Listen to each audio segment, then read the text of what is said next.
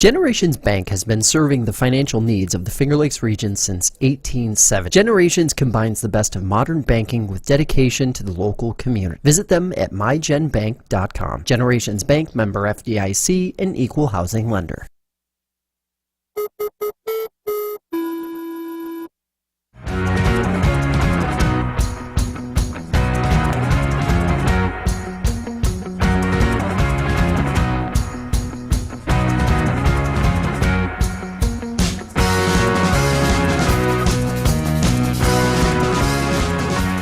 Hello, everybody. Welcome into Concrete Jungle, a New York baseball podcast here on FingerLakes1.com. Paul Russo and Kyle Evans here with you. Been a couple weeks, but we're locked back in. The regular season fully underway.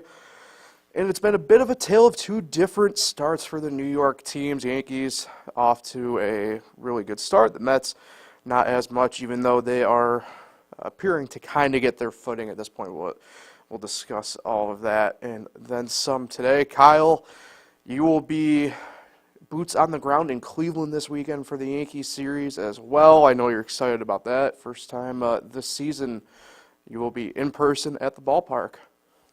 Yeah, definitely excited. Certainly didn't think they'd be 10-3 when I'm headed there. It's been a great start. A lot of different things have been happening that have been going their way, except for last night, but still, 10 of 13, I'll take that any day. Yeah. And it's part of the old adage, I guess, of that's baseball, right? Certainly can't win them all. But let's begin, obviously, on the positive side of it here with the Yankees 10-3 to start the year. Probably, exceeding that expectation that we probably both kind of had for them at the start of the year anyway. First couple weeks are always kind of fluky anyway. You're still trying to find yourself a little bit.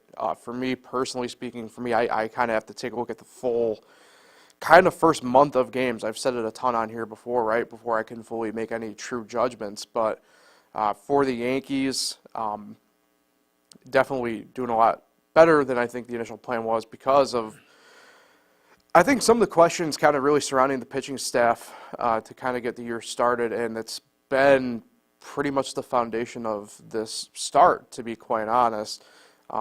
Nestor Cortez, past couple starts now has looked really good. Obviously, same could be said for Carlos Rodon. It appears he's on the right path anyway, as opposed to kind of last year where it was injury riddled and the starts that he had didn't look great. It's always interesting this early part of the season, right? Because we'll talk about this obviously with the Mets too, where arguably the Yankees probably second best player, right, in Garrett Cole out, and when he's your ace of the staff, you lose your ace. It's always a little bit worrisome, right? Because you don't know what direction the rotation might take at that point, but it's been anchored, what I would say, by Nestor Cortez and Carlos Rodon. But, Marcus Stroman's gotten off to a really great start as well. Clark Schmidt, I know he will actually get the start tomorrow night. And I know it hasn't looked necessarily great for him off the bat. But him and Luis Gil, who also will get a start in this Cleveland series coming up, have looked, kind of what the Yankees probably kind of have needed them to, in a way, maybe then some. But I think really at the end of the day, when the offense is clicking, we'll touch more on them obviously in a minute too, but when it's clicking, that's great, and they get a lot of the headlines right now, and justifiably so. But to me anyway, this start for the Yankees goes back to the pitching staff and just how rock solid they have been through 13 games collectively. Yeah, and if you think about it, in their 3 losses this year, the pitching has given them a chance to win it late, and the bats just haven't been there. I guess maybe the outliers, Arizona, when they lost 7-0, Yeah. But honestly, till that 8th inning when Jake Cousins gave up a 3-run home run, it was just a 4-0 game. And with the way the offense has been this year, it just felt like they were in that game late. And even last night, they were, they put the tying run at the plate and just fell short. Yeah. So that's the thing. That's what's different to me this year is they're never out of a game. Where last year it'd be tough sometimes for them to score 2 or 3 runs in a whole 9-inning game, and the hitting has just been more timely. Guys are making better plays on defense as well to help out the pitching. Last year, we saw the outfielders kind of struggle at times. This year, Verdugo's been incredible. Obviously, Judge, Soto doing their thing, and yeah, I think the pitching has been better than expected. And guys in the bullpen that we didn't really think would be out there right now are doing their job and holding teams scoreless too. So it's been great to see. But like you said, it's 13 games in. And they're gonna be facing every team in baseball because remember every team faces all the teams now. So they got a long ways to go, but it's encouraging. Yeah. Yeah, let's go touch on that offense now at this point. It's kind of interesting because you mentioned Verdugo. He's had a pretty good opening part for him, but we kind of had some question marks, and we'll touch on a little bit of Garrett Cole again and DJ LeMahieu since we're on the offensive side of things. Question marks kind of at third base, and there was some worry about Oswaldo Cabrera coming out of spring training, and he's been about as good as maybe he's ever been at the big league level to kind of start the year off, to the point that when we were sitting here last time, kind of wondering if, is John Birdie going to be available, in time for this Houston series to start the year. Yankees haven't had to worry too much about that spot in the order, and it's kind of weird saying this. The worst hitter in the lineup numerically right now might be Aaron Judge in terms of everyday guys. It's kind of crazy to say out loud, right? I think, obviously, I think Trevino technically is worse, but, him and Wells have been pretty much splitting duty at catcher for the most part at this point. But, it's kind of crazy when your anchor batter in the lineup the past number of years is the one doing the worst, and it's kind of not a worry for you right now. It's a pretty, now it's not great. Obviously, Judge is going to need a turn around in some form here, obviously, and he will, but it's a good problem, quote unquote, to have, right? In the sense that everybody around Judge has stepped up in some way, shape, or form for the most part. We not only mentioned Verdugo, Stanton started the year off really rough, has really come around here the past couple games as well. It appears that whatever worry I had, I think, about Rizzo, kind of out the window as well a little bit here. I think really the big guy here, and we haven't mentioned him really at all, but Anthony Volpe, again, through 13 games, I know it's tough to kind of do here a little bit, but through 13 games, it appears as though no sophomore slump at the moment, quite the opposite. Now finds himself batting leadoff. I would assume we'll probably see that continue at least through the weekend, but had a chance at leadoff last night, and frankly, it appears as though the learning process of young players has gone really well for him so far in 2024. Yeah, it's been great to see Volpe off to a hot start. And a lot of people don't really talk about this much too, but his defense has been insane as well. A lot of great plays, a lot of plays in big moments. And then last night he worked that walk to keep the game going last night and bring Judge as the tying run. So he's been incredible to start the year. It's great to see. You can tell he's made adjustments at the plate with his swing. Looks maybe a little stronger as well, but doesn't try to kill the ball like he kind of did last year. And yeah, Oswaldo Cabrera, you mentioned, he's been great. He sat all 3 games, though, against Miami and didn't even pinch it. So that kind of worries me a bit. I thought about this. You don't want a guy that was red hot, playing every day to go sit 3 games and then get an off day today. So hopefully he's back in the lineup and can continue to, provide as well as he's been. And, Juan Soto, what is he, second in the league in RBIs right now, and drove in another run last night. Had that big hit off Josh Hader in Houston. He's just incredible. And I think overall the at-bats this year have been so great up and down the order. Constantly you look up and it's 3-2 or 2-2 at least. And even when guys strike out, it just feels like it was a good at-bat. It kind of wore down the pitcher. Yeah. And I think they lead, or they're second behind the Dodgers right now in pitches seen per plate appearance. Yeah.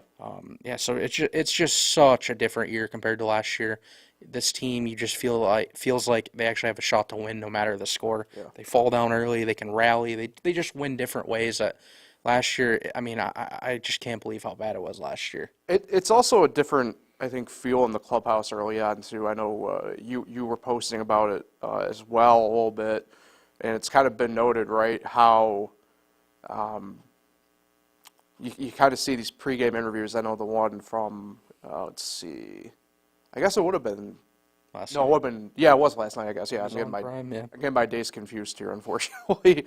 But you know, they're interviewing Rizzo, and everybody's kind of coming in behind them, and that's something that I don't think we've really seen too much from the Yankees the past couple of years in a weird way, right? And it kind of appears, I don't want to necessarily single out a guy, right? It's weird, though, because coming over from Boston, I think we all kind of thought Alex Verdugo was going to be the outcast kind of in a way with this team, and it kind of feels like he's actually kind of been the not actually clubhouse leader, right, but the culture clubhouse leader, I would call it at this point, in a really weird way. So maybe go back to this well for a moment here. Maybe it's the Alex Cora effect wearing off of him a little bit as he gets longer into his pinstriped career. Yeah, and quickly, like you said, Aaron Judge is 8 for 45, 178th lowest average he's had Yeah. through 12 games or 13 games, and to see them 10-3 is just so great because when he heats up, watch out. I mean, we saw him literally carry the team at times last year in 2022 by himself. That's how good he is. So I'm excited. I hope he heats up in Cleveland when I'm there. And in fact, every time I've been in Cleveland, he's homered. Yeah. So Now that being said, too, it hasn't been all bad for Judge. He's leading the team in walks Yep. for batters at 14, and it's not like I said, I don't think it's one of those things that he's just going to be sitting here at 200 the whole year. It's just, you know, he'll get hot. kind of one of those deals. And you look at this, right, it's a lot of Volpe, a lot of Soto throughout the leaders for the Yankees offense so far to start the year. Stanton, like I mentioned, didn't get going right away necessarily, but Ari has the team leading home runs at 4, which, you know, kind of crazy because he was in the middle of a drought to start the year. I think it was, what, a week's worth of games before he had one. So Yeah, 3 for 24. yeah, so that's just the way baseball kind of works sometimes. You know, it's kind of dumb saying it in that way, but that's just the way it is, right? Pretty interesting. Touch on the pitching quick before we kind of touch on some updates here with Cole and LeMahieu for the Yankees. Rodon leading the way on the ERA department. It's interesting because I know it's early on, and this guy's in the reliever spot right now, but Luke Weaver leading the team in wins. I don't think I necessarily saw that coming either at the moment. Stroman with 17 strikeouts, but you know, outside of I think a couple tougher spots here and there, Clay Holmes appears to be closer to 2022 Clay Holmes when he came over to the Yankees than he did last year in 2023. Obviously, a small sample size, like I've said, but you know, he's looked better. Like visually, he looks better right now. And I think part of it too might help is that. And again, early on here, but like I'm still super impressed with Ian Hamilton. He's looked really great out of the box so far as well. I think it's kind of like one of those things where it's not the worst thing in the world when you have a couple guys you can kind of turn to in tough spots, especially now with Loisaga being done for the year, I guess, more than likely, as we haven't touched really on that, but you know, he gets shut down, and now he's one of the number of pitchers who are getting lumped into the elbow issue department and stuff like that, unfortunately, to start the year. But, you know, all things considered, the Yankees, it's tough to find a true bad spot for them right now through 13 games. Yeah, Jonathan Loizaga was a huge blow. And what's crazy is he looked so good. He was throwing so hard, and he had 4 shutout innings and 3 appearances. But, you know, they're going to have to try to move on without him, and hopefully Tommy Kahnle comes back. I don't know if you're going to get into that a little bit. But, yeah, no one in the bullpen has really struggled. I've been impressed with Nick Burdi. That's the guy that I've been really impressed with, other than Ian Hamilton. Even Caleb Ferguson, he gave up that solo shot against Toronto in the home opener. But other than that, he's been pretty good. Victor Gonzalez. Everyone, really. I mean, there's really not, like you said, a complaint right now to really have, because you're not going to win every game. I mean, they're not going to be 13-0 right now. Yeah. So, you know, they just got to keep it up. It's so early. I hope they can keep it up. And I do think they'll definitely still have to make moves down the road, though. I don't think. I think there's some weaknesses that you could still point out if you want to get picky, I guess you could say right now. No, yeah, I mean, I think part of it will get solved, obviously, when Garrett Cole comes back. I think the Yankees probably are going to have to choose between Luis Gil and Clark Schmidt, obviously, at the 5 spot in their rotation. I still would probably like, and again, I go back to something I said in the preseason, bullpen's always just kind of a mystery anyway, but I would imagine you aren't going to be able to rely on Ian Hamilton and Clay Holmes all the time in that sense, right? So I would imagine you're going to see some tweaks there. I don't want to be that guy, right? They have a surplus of outfielders. Somebody's going to be an odd man out at some point to improve elsewhere. So who knows? I don't know. Either way, let's get to a couple of these updates, right? Garrett Cole, begin there. Obviously, on the 60-day IL, so he's still a bit of a ways away from coming back. But playing catch from 60 feet on the flat ground, did that a few days ago on April the 8th. Did 25 throws, slated to throw again initially today. Don't know. I haven't seen anything about whether or not that was going to officially happen. I know the weather here collectively through the state of New York isn't exactly the most ideal at the moment. Pretty wet. Don't know if he'll actually throw, but not traveling with the team to Cleveland and then on to Toronto so he can continue rehab work in New York. But kind of sounds like, obviously through everything, avoiding the major, obviously deal with the UCL and the elbow that would require Tommy John. You avoid that. Kind of appears as though all systems for Cole should be kind of semi to go here in pretty quick order once the full, I guess, revamp process kind of gets going here within the next couple weeks. On that note, similar vein, DJ LeMahieu, a bit of a, I guess, an easier one to kind of tackle here. Has been performing a lot of what I would just call baseball activities. I'm lumping a ton of stuff into there. Because he's been doing some live BP, doing some live fielding, doing some running, albeit at what he called 90% effort. But he himself said he feels like he's pretty close to being ready and ready to go. Kind of said it's maybe more the fact that he's ready to just get back to baseball and not just doing some drills. But obviously for kind of both of them, it helps. Both of them had some form of variance of doing spring training stuff. Obviously, DJ made it deeper into the spring training than Garrett Cole did, meaning he probably won't need much of a rehab runway to get back to the major league level. But either way, a couple of key guys there for the Yankees to go. I know you mentioned Canely. I'll turn to you on that one. Does it still seem like his timeline's on the right path here? Because I just feel like today's what, April 11th technically, right? Are we technically at mid-April yet? I don't know. Depends how you classify it as, but I feel like the window of mid-April is kind of out the window for Tommy Canely at this point. So you know what Discord is, right? Yes, of course. I jumped on there the other day. Tommy Canely has one because he games. Yeah. He posted in the group chat, I think, Saturday, maybe 5-6 days ago, that he broke his toe. Huh. So I'm wondering if it's when Aaron Boone said he's not recovering well, if they're just covering up that he broke his toe. Maybe. Yeah. But anyways, how is he going to be getting on a mound? I think he said this weekend. Right. Not Tommy, Aaron Boone said that. How would he be getting on the mound with a broken toe that he just suffered maybe 10, 14 days ago? Yeah, I mean, look, I've never what I would call officially a broken Or it's a toe. bad sprain, and Right. he's just saying like, oh, Yeah. dang, I basically broke my toe because it hurts. Right.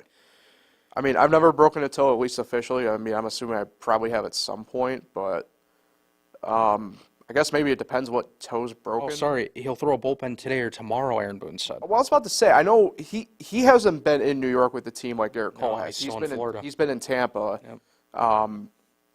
I guess he's kind of the one outlier out of this group, right? Because like DJ's been with the team, and so has Garrett. So it's tough, right? Because these guys, the bullpen guys, you need the runway, but you don't at the same time. So Here's what he said 4 days ago. Yeah. Shoulder feels good so far. I actually broke my toe last Saturday, so I've been waiting to get off the mound, LOL. I don't want to be that guy, but how do you break his toe?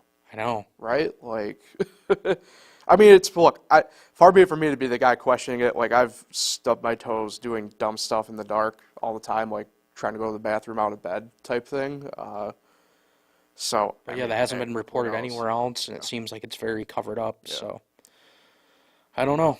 Either way.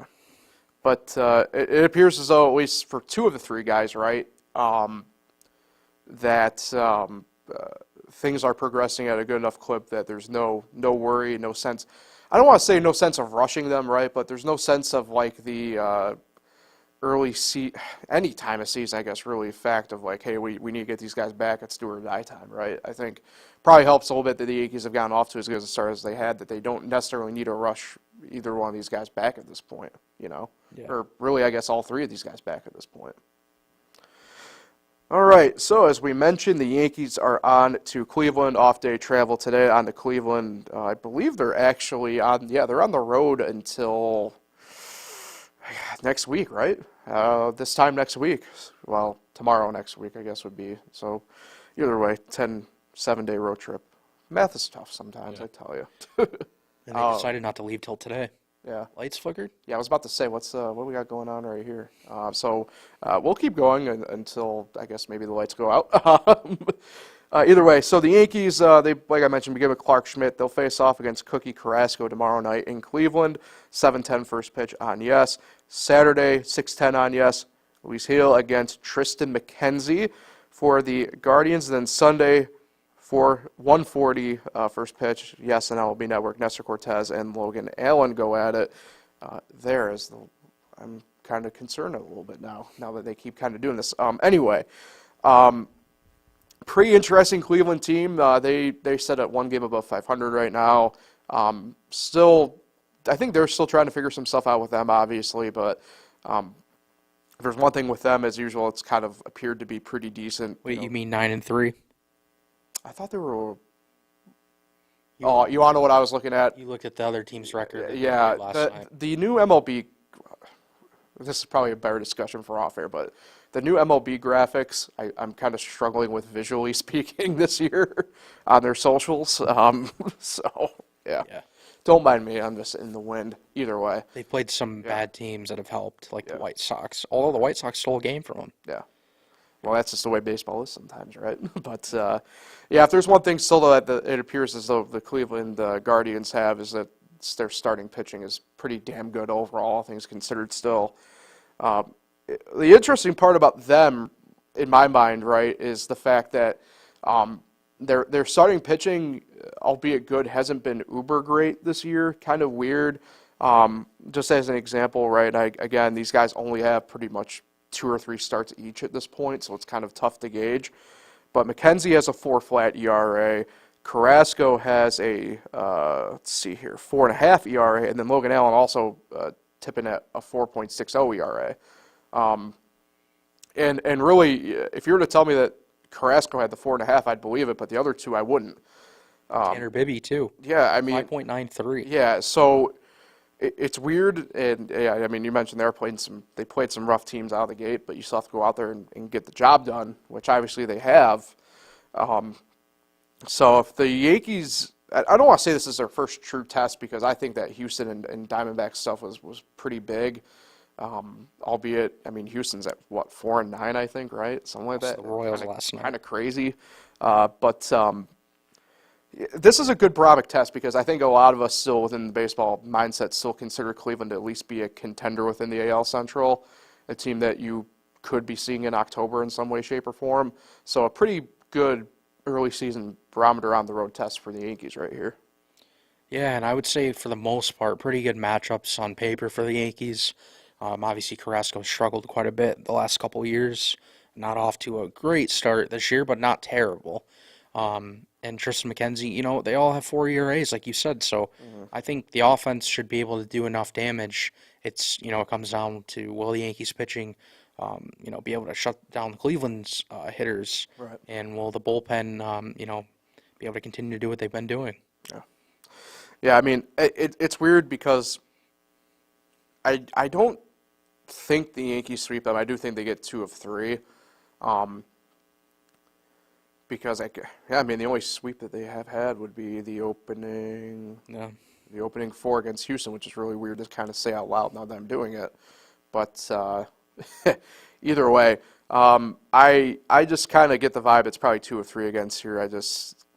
Something always kind of gives in a way, you know what I mean? So I think the Yankees get 2 of 3 in Cleveland, move on to Toronto, and take on the Blue Jays again here, and probably get another 2 of 3 from them or something like that. It would be a pretty good week-long road trip for them, and they'd hang their hats, I'd say, probably pretty happily on escaping in that sense.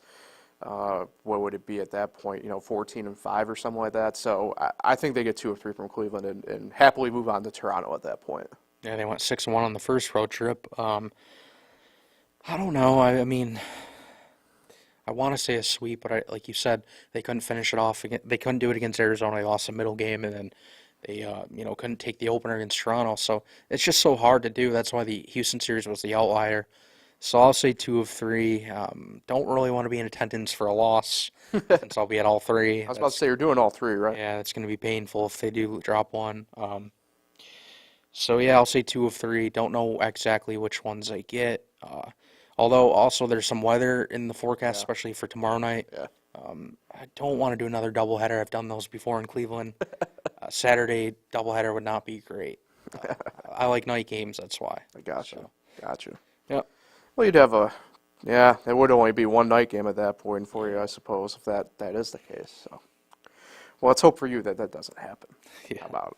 All right, let's move on to the Mets. 4-7 to start the year, but it's kind of what I would call a deceptive record on the way that we kind of think. It's been a struggle out of the box for the Mets here. I think a little bit more than even I anticipated, or maybe even you anticipated. Offense struggled a lot. Still kind of showing some signs of struggle every now and then, but they're kind of getting their footing underneath them. They're actually playing right now against the Braves, making up a game from last night, and they're up 7-0 in the 5th inning because baseball. And Jose Quintana has a one-hitter going. How about it, right? It's baseball. It doesn't make any sense most of the time. It's kind of interesting because we talked a lot about preseason about how this team, we're both on a similar kind of plane with them. I know I'm putting them in a bit of a higher spot than I think maybe a lot of people are.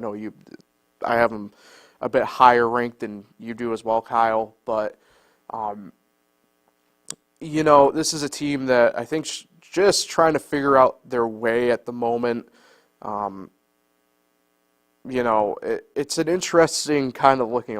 Let's start with the offense. That's where I kind of want to go with this. And I brought up, we talked a ton on here last year and at the start of this year about letting the kids play. Brett Beatty appears to be leading that charge in a similar vein, I guess, the way Anthony Volpe is for the Yankees, right? Kind of avoiding, at least at the moment, a sophomore slump of sort. Out of the box, leads them an average at 326. I also saw Brett Beatty tied for the league lead in I'm going to get the stat, I think, wrong here, or the way it's properly called, but it's more or less bases per at bat, and he gets on at like a 90% rate or something like that when the ball's in play, and it's like 1.9 bases or something like that. But I think that's pretty good and a pretty telling thing for the Mets in terms of long term, because as these guys kind of get a little bit going here on offense, like I mentioned, it was rough out of the box for them. It still is rough for a couple. I mean, I don't think I've ever seen a guy at Francisco Lindor's level be this rough out of the box. I think those type of stuff, the super analytics stuff like that, the Brett Beatty one, for example, it will pay dividends eventually, like it's got to, right? But, it's a team, I think, trying to find its way here early. Obviously, Mendoza, rookie manager, guys in flux. I'm really intrigued to see how, and we didn't talk about it a ton this preseason, probably should have. I'm really intrigued to see how the Pete Alonso contract situation plays out throughout the year. I know they aren't going to discuss it during the season, and that's not what I mean by play out through it. It just, Alonso's demeanor this year, I don't want to say seems like depressed or down, but it's an awful lot of I guess the Marshawn Lynch kind of thing, like I'm just here so I don't get fined type deal. You know what I mean? In a weird way. And I think you could make the case that maybe he's been like that his whole career in a sense, but it just seems to me like he's just kind of content on whatever kind of happens from the team side of things happens this year, and he'll find out wherever his future lies come October, November. which I don't think it's good or bad, but, if you're the Mets, this is where I kind of go back to a couple things here where, like, if you're the Mets, like, why don't you just have Mark Vientos up still at this point, too? Like, get reps where people can get reps, stuff like that. It's pretty interesting. I guess I could kind of bring it up now, like J.D. Martinez, who was supposed to come in DH, dealing with some back issues when he was getting going with Syracuse. So DJ Stewart, I know he had a home run today, a little bit ago. And Tuesday night. He's kind of holding on to that DH spot at the moment pretty well, at least in the right-hand matchups anyway. And that was a spot that we kind of figured that the Mets would need to do well on. And, at the moment, like I said, I mean, it's hard to say, like, any exact one player's really struggled outside maybe Lindor, and that's just because the numbers are just so, I guess, obvious, right? I mean, Lindor's at 104, his batting average. Like, that's just... He's 5 for 48. It's insane just kind of saying it out loud. But has a hit today. Yeah. So he came into today's game with 4 hits. Yeah. Crazy. Make baseball make sense, right? But, it's pretty telling to me. You look at the Mets' top 2 hitters in terms of average, right? It's Brett Beatty and Francisco Alvarez. It's the 2 young guys. And I'm not trying to knock, the guys who have been there like Alonso and stuff like that we've been saying, but it's just one of those things where I look at the Mets and it's like, man, Mark Vientos could be in that top 3 too. I mean, starting Marte is the 3rd best average on the team, but I don't know. If you're the Mets, it's an interesting spot to be in. I know we mentioned the pitching, and you mentioned Katana. Is he still on a 1-hitter? No. Of course. A fly ball, or single to Adam Duvall. Well, either way, Katana's ERA is 1.88 Yep. as it stands right now. Like, and that's the thing, right? I think some of these pitchers are doing pretty well, all things considered. They have the 7th best team ERA in baseball. Yeah. It's the hitting. It's weird because preseason I was sitting here more concerned about the pitching when maybe we should have been more concerned about the hitting, like we've been saying. Yep. Yeah. That's why they started so bad. I mean, I don't know if you were watching, but they were getting no hit against Detroit in that second game. They went, 13 innings without getting a hit? 13 innings without a hit, like scored, like 2 runs in 20 innings? I mean, the extra inning game that they won against Detroit was, no, it was a 9, apologies, 9 inning, didn't go extras. But it was, a 2-1 game or something like that they won? Like Tyrone Taylor's walk-off single. Yeah, like... Yep. You can't win ball games you can, obviously, but you can't do it consistently that way. Not to draw comparison lines, I think this is a talent-wise still better team than this team was last year. But, like, look at the way the Marlins have at least regressed already. Like, they had the most one-run wins in baseball last year and stuff like that, and it's very apparent that you can't just do that, or at least do it and expect consistency out of it. So, I don't know. The Mets are going to probably have to try and figure something out here because the pitching, like we said, I was more concerned about that. That clearly should not have been the spot to be concerned about. It should have been the hitting at the moment. Yeah, I mean, look at Sean Manaea. He's off to a great start, under a 1 ERA. Yeah. Luis Severino struggled his first start, but then was pretty good in Cincinnati. They lost McGill, but they've had guys that they plugged in other than Julio Teheran, who they already DFA'd. He kept him in the game because they only ended up losing that game by a run. Yeah. They honestly could be going for 3 straight against the Braves right now. Yeah. But they lost by 1 run. Their rally fell short. So they're playing better because they're hitting. Yeah. Yeah, I mean, and here's the thing. You'll get the pitching stuff right here, and Severino's given up the most hits, for example, 14. And the most home runs given up by any pitcher from the moment, it has been Katana, and it's only 2. It's not bad. If everybody else behind him is only giving up 1 or none, I mean, you'll be pretty happy with that. Take a look, too, through the bullpen. I think, Sugar Diaz, he's looked pretty good, all things considered, right? I still think there might be a little bit of some return pains, quote unquote, but that just happens when you haven't pitched in over a year in game situation, right? I've been a big, and I was hoping, this is a name that we've talked about a couple of different times in different spots just because of the teams he's been on and kind of the spots he's been in, but Jorge Lopez has been a pretty decent ad so far, obviously, for the Mets, too, in the bullpen. He has the most appearances out of there. It's been a pretty good Renaissance-type deal for the Mets. at least at the moment, in pitching department. So, Yeah, Jake Diekman's been a little rough. well, that's expected. Adam Ottavino's got a 4.50, not great. Johan Ramirez was awful, and then he got suspended. Yeah. He had 11 ERA before he was DFA'd.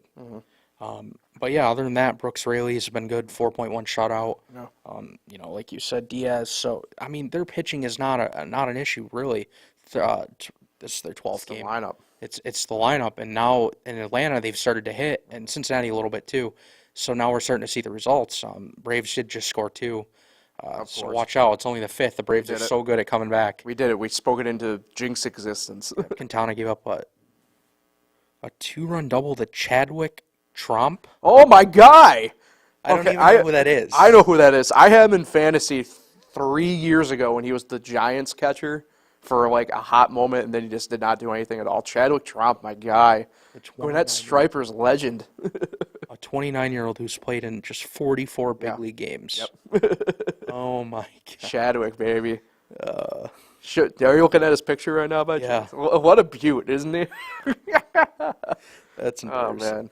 Oh, man. Let's do a quick update here on Kodai Senga. Transferred to the 60-day IL officially a couple days ago. I guess it was a few days ago, not a couple, but he's begun throwing some flat ground sessions as of late. Nothing super serious, but he's beginning that ramp-up process. Again, obviously, he avoided some really major health issues through everything in this deal. And again, I think it's going to be a welcome thing for the Mets. I know he's can't come off until late May off the 60-day IL, and he'll probably need some, obviously, rehab runway. But, you know, the fact that he's kind of beginning some baseball stuff here again, pretty good sign. And do want to mention the guy that he got moved to the 60-day IL for to make room for on the 40-man roster and then the active roster, left-handed pitcher named Tyler J. Pretty interesting story there, Kyle. Don't know if you know about his story at all, but he was a first-round pick of the Twins back in 2016. Lefty, had really great stuff. Then faded right about pre-pandemic in 2019. Couldn't keep food down, couldn't eat, lost like a ton of weight. Turns out he has an esophageal issue that would cause it to kind of like swell up, like he was having like an allergic reaction of sorts, so he couldn't get food down, and it caused him to lose a lot of weight. Kind of dropped out of the professional baseball scene for a year or two to kind of figure it out. Came back in 2022 with the Joliet Slammers of the Frontier League, which is one of the major league affiliated independent leagues. And last year got picked up by the Mets on a minor league deal. They bought his contract and is now being able to kind of see through the big league dream that he had. It's kind of an interesting story. I know he actually pitched, I believe it was on Tuesday, so just a pretty cool story for a guy who, that's kind of the stories you enjoy seeing in baseball, the redemption-y type arcs and living out what was maybe seen as wasted potentially because of nothing that he really could control. Yeah, he actually hasn't pitched yet. He was just added to the roster yesterday. You're thinking of that other guy. What's his name? He had a weird name. I can't find it right now. But yeah, I would expect him to maybe make his debut today now, because it rained out yesterday, and he was just selected to the roster yesterday. So, yeah. Yeah, it was a pretty cool story too. I was reading up. He does have an apartment in Syracuse because he was with Syracuse to start the year.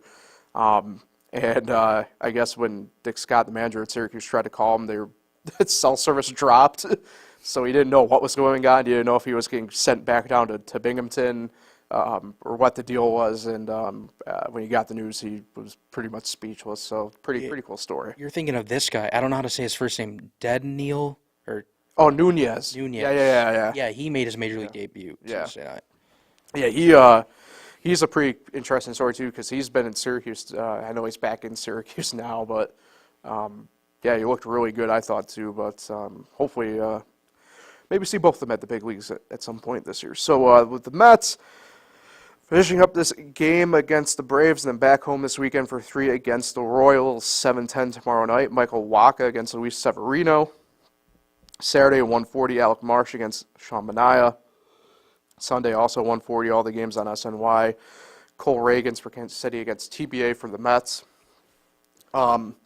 Royals are also actually playing right now at the moment against Houston, so tough to gauge, obviously, when the games are happening in the moment. The Royals are off to a pretty decent start themselves, 9-4. Tough to really, I guess, kind of complain about what they've done, but I think if the bats can kind of stay hot here. Oh my God. Sorry to interrupt. You're good. I go and look for What we the got? score right now in Houston. Yeah. Or in Kansas City. Yeah. Bottom of the first still. Royals are still batting 5-0 over Houston. Runners on second and third. Wow. That's how bad Houston's pitching has been. Isn't Hunter Brown pitching for? Well, he Let me got the check. start. Or no, was it him or JP France today? It's loading. Of course, no one wants to take I forever. mean, I know who's pitching for Kansas City. I know Brady Singer's. Yeah, Hunter Brown. Is it Hunter Brown? Oof, man. And they just batted around, and more runs are coming in because it says runs in play. Wow. Wow. Wow. Stunning. This is, wow. I don't know. That's, wow. Astros are 4-9. The Royals are 8-4. Yeah. I think the Mets get 2 or 3 against Kansas City. I do. I think the only loss comes on Sunday. I'm a big Cole Reagans guy. I have a lot of stock in him. So, excuse me. I think that's where the loss comes. But I tell you what, man. Michael Wacha's looked really good through these first few starts that he's had. A nice kind of renaissance here with San Diego last year, and then has kind of really I guess continued it on to Kansas City this year, at least at the jump anyway. So, but I think the Mets get 2 or 3 as long as the bats stay hot. I think the Mets can get 2 or 3 against Kansas City, no problem. I'm going to say Royals 2 of 3. It's a toss-up between. I like the two, their it start. really is, yeah. Update 7-0 now. He's given up 8 hits. Sheesh. Recorded just 2 outs, and I don't know. They're probably not going to bowl him because they're pitching. They've used their pen so much. Go get him, Joe. Yeah, no, he's staying in. Bobby Witt Jr. just homered. It's 9-0. Wow. He's got to be tipping his pitches to be that bad. Something, right? 9-0. Jesus. I'd like doing the live time right now with the baseball stuff. This is fun. Michael Garcia already has 2 hits. Bobby Witt has 2 hits. Does my guy, the pass squatch, have a hit at least? Yes, and 2 RBIs. Bang! Great for the fantasy team. No one has struck out because, of course, why would they? He's throwing batting practice. I mean, that's just, wow. I mean, before we get to the minor leagues, let's do a quick sec on this. Like, Houston has to be the surprise team so far of all the wrong reasons. Sorry. And he's staying in, and Vinny, how do you ever say his last name? Espatino? Just singled off for him. Let's That's go. The pass squatch. But yeah, sorry to interrupt. I just think this is crazy. I mean, this is hard to see in the majors. Right. Yeah. 10 hits, 2 outs. I mean, Houston has to be the surprise team for all the wrong reasons, right? Like, it's kind of stunning. Like, I know I was down on Houston this year, but I didn't expect them to get out of the gate like this bad, right? This is like, bad. this is Probably incredible. 4-10. Yeah. That was like what they did back in 2013 through 15, Give or take, yeah. or maybe I don't know. They had some bad years, Yeah. before they got real good. Oh, I don't think it will be that bad all year, but like this is kind of astonishingly They bad. kept him in, and Salvador Perez just singled 11 hits. Go get him. Just bite the bullet. Bite the bullet. You know what I mean? Like, that's incredible. Yep, and he's still staying in because he's facing Melendez, Oh my good God. and it's a 1-0 count. Oh my. All right, let's get to the minor leagues here before we get going. Rochester starting the year 3-5. They oh man, the weather was not kind to them last week for their home series opener against Lehigh Valley. They had four straight rain. Well, no, 3 straight rainouts. Right, Tuesday, Wednesday. No, it would be 4 because of Friday. Yeah, Tuesday, Wednesday, Thursday, Friday, all rained out, and so they're obviously down a couple games, and that when you don't play for pretty much a week, can kind of get rough to get back in it, and it's kind of interesting for them. They don't have as much roster movement as Syracuse does. Syracuse has started the year at 5-5, but both teams have shown some glimpses of some pretty good stuff. The International League is interesting to get the year started. I don't know how much you've seen, Kyle, but there has been a ton of offense in the International League this year. I know Norfolk has kind of been the poster boy of it, but I looked up yesterday and Durham dropped a 20-run game as well. And I know like last night, Rochester's in Buffalo this week. It was a 12-11 ball game in Buffalo last night that the Bisons won. There's a lot of offense in the International League this year. So it's something to keep an eye on there. I know, like I mentioned, Syracuse, they are home against Worcester this week. I know the weather's not fully cooperative exactly, but the temperature's decent enough that if it is dry enough to get out and enjoy that. And Syracuse is at Charlotte next week. Rochester home against Toledo next week. I'm hoping to get to my first game in person at that point next week, but we'll find out. But all things considered, especially where I think Syracuse was at certain points last year, not the worst starts in the world for either of our two AAA teams that we keep an eye on. Yeah, I'm looking at the numbers right now. Syracuse and Lehigh Valley have scored the least amount of runs in the IL, but then looks they're both at 500, so they're finding ways. Pitching has probably been a little bit better than expected, except for those couple high-scoring games you just mentioned. So this is my first time looking. I'm not going to lie, I haven't really looked much. Syracuse is a guy, Christian Scott, who through 10 innings has struck at. Yeah, I saw that. I forget what it is, but Crazy amount. Yeah, it's nuts, and I think it's just one of those things like I mentioned where it's like, you mentioned the offense, but they're at 500. It's kind of very similar, I guess, to how the big league Mets are in a way to a certain degree, right? Where it's like the pitching is kind of just gone, put them on the shoulders, and kind of carried them a little bit. It's kind of cool. You look in Norfolk, 105 runs. Yeah. The next closest is 87. Yeah. Durham. Yeah. That's because Durham, like I said, they also just put up a 20-run game the other day, too. So it's like, it's nuts. Hey, speaking of that, by the way, I know I mentioned Charlotte. They are, at least in the early season, going with the worst team in the International League once again. 2-9, I just see it. I mean, it's Jeez. the White Sox, but what are they But they've doing? scored 20 more runs than Syracuse. Their pitching is killing them. They've given up 95 runs, the most in the East. Maybe it's telling that obviously their parent club is the White Sox. Their pitching is terrible. What do we got going on? A throughout negative this system? 37 differential. Oh, that's gross. Oh, that is disgusting. Good God. And you're a pitcher, Kyle. That'd drive you up a wall. Yeah, That's gross. It's so bad. God. All right, let's get off here on that note. Appreciate everybody for listening and watching. We'll be back at it again next week here on Concrete Jungle. Kyle, enjoy Cleveland. Stay safe, but more importantly, have fun. Hopefully everything stays dry and you get 2 night games and a day game and not a doubleheader and a day game. And some good performances, please. I'm telling you, Oh, you're at the tell us too about the. they're undefeated when I'm in Cleveland. They're 6-0. Really? Oh. They swept a 4-game and then won a doubleheader. You're have to tell us about the renovations at Progressive Field too. By Yeah, the way. I've seen a few of them. Definitely Do you know where you're sitting yet for any of the games? or? behind the plate all 3 Oh, nights. nice. Okay, there you go. All right. Yeah, Well, enjoy. definitely. I'm jealous. Thank you. And like I said, we'll be back at it again next week here on Concrete Jungle. Enjoy the weekend, everybody. We'll talk next week.